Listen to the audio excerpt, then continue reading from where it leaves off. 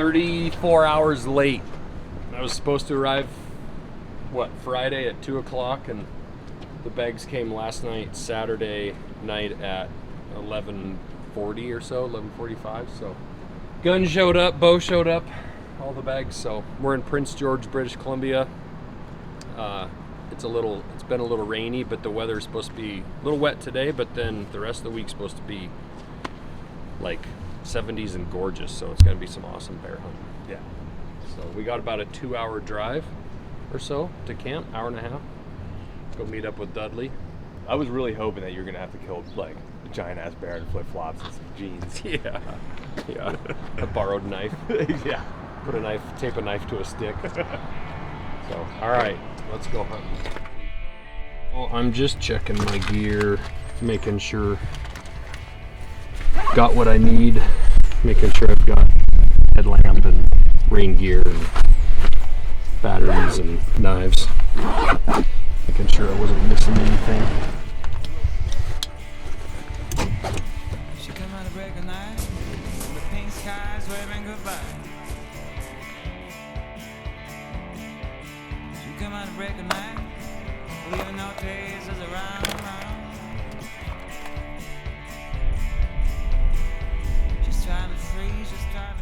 He wasn't real big, but it's kind of fun to put a stalk on him anyway. We either got winded a little bit or he could see us because we weren't being super careful. Just, I don't know if he was really a shooter, but it's fun to check him out.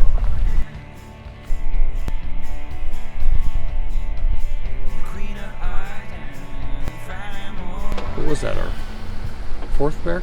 Third bear? Fourth bear? And he was nice. He was really nice. In a couple days, I'd probably take him, but we saw a big bear this morning, and we got to 34.5 yards on him and just decided to let him walk. But he's a nice bear, for sure. Might regret that.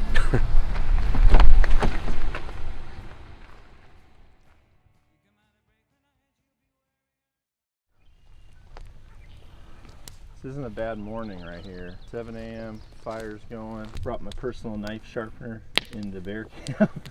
You've gotten to quite a level that you just fly with your personal knife sharpener now. Yeah. Out of the package, fresh, every single hiding. Over there with his pack, and then just yell, "Knife sharpener!" Come walking out of the cabin. Yes, sir. SL. XL, please. Freaking leg. You see this leg come off? Yeah. XL. SL. Hide. Just one sec, I'll grab him. Yes! Yes! Come! Come! Good boy! Good boy! Well, we're using the hounds this morning just to kind of kill some time and see if we can't pick up a bear in the middle of the day. And so we've been kind of driving, and the hounds will just sound off when they smell something, and so we're letting this one kind of see if he can sort it out and if there's a track worth chasing or not. Maybe get one in a tree. See this old track? Just what they're hitting.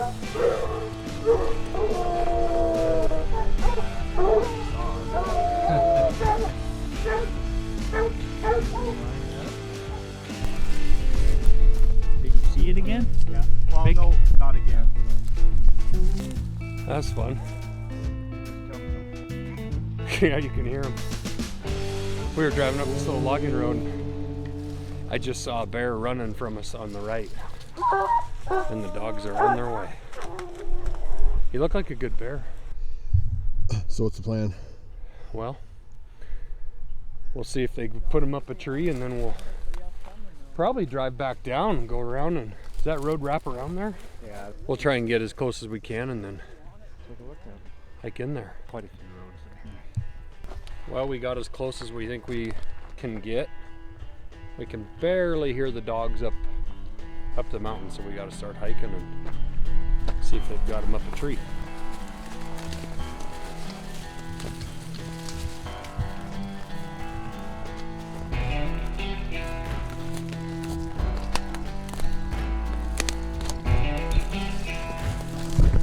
Well, we're probably a few hundred yards.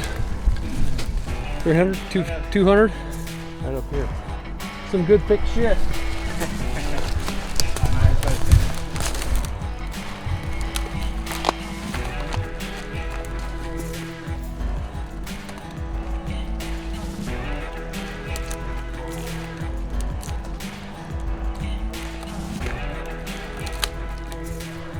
So that bear run right into his home.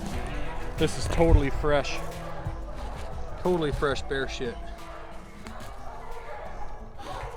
So we're right in his backyard. That shit's got some kind of berries in it. What the hell? What the hell would he have in? Like a leftover berry from last year. Where's those hillsides we've seen him on? Where's Clint? He's coming. He might be. He might be ahead of us. He was ahead of me. Is he? He's a goat.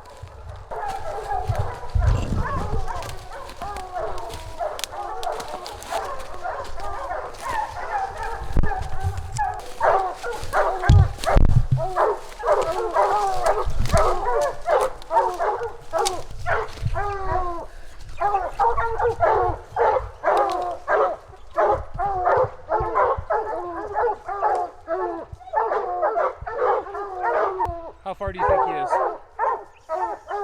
35. 35 yards? 7. It's deceiving. It's deceiving because of the angle. He's only like 20 feet up.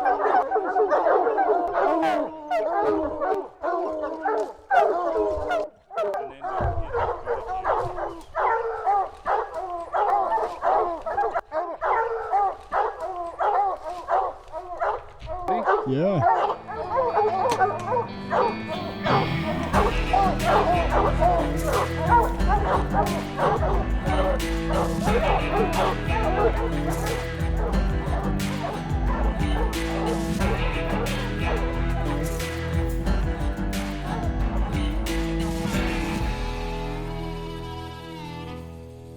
It is really important when you're skinning out, especially like a big animal, a moose, an elk, like get comfortable and then take breaks. So like I've had back surgery, you spent too much time hunched over in a bad position, you also got to still carry this thing out of here. So take breaks or get yourself sat down in a spot here where you can just kind of work. And then once you run out of work, you can kind of move to a different area. What he's going to do here is he's just going to finish going around this front leg and kind of get that hide off, and then he'll feel for that joint where that paw flexes, and he'll cut through that joint and leave that whole paw kind of intact coming off of that leg. You don't need a saw to get through like the backbone of an elk, a leg on an elk, a leg or a paw on a bear. If you just pull those joints around and you kind of open them up, there's tendons inside there that you can get that tip of that knife in and just work it through there. Don't pry. You know, these knives aren't real thick and they're not meant to be screwdrivers, but they are meant to get inserted in that joint and just start cutting, and you'll feel those kind of give way when you pop them and you cut right through a joint. Nice clean quarter of meat. And then again, we can just lay them across these pine boughs here like so, or across this log.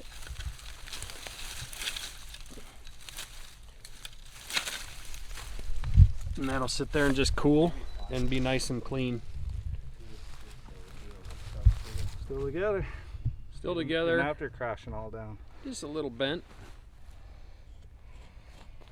This is why we have paracord on our knives. I'm going to untie the paracord off of this, and we'll use it, and maybe even some paracord off our other knife to kind of tie this hide up so I can kind of pack him out.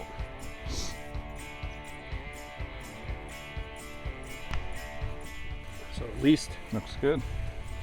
that'll keep his nose in place when he's moving, in theory, and then I'll figure out a way to carry him. All right, so I took all this paracord off of this stone goat to tie up my bear hide. Fits right back in the sheath, just like it's not even missing the paracord. So if you do that out in the field and you need that cord, you just send it to us. We'll resharpen it and retie it for you for free. Part of the Generations program.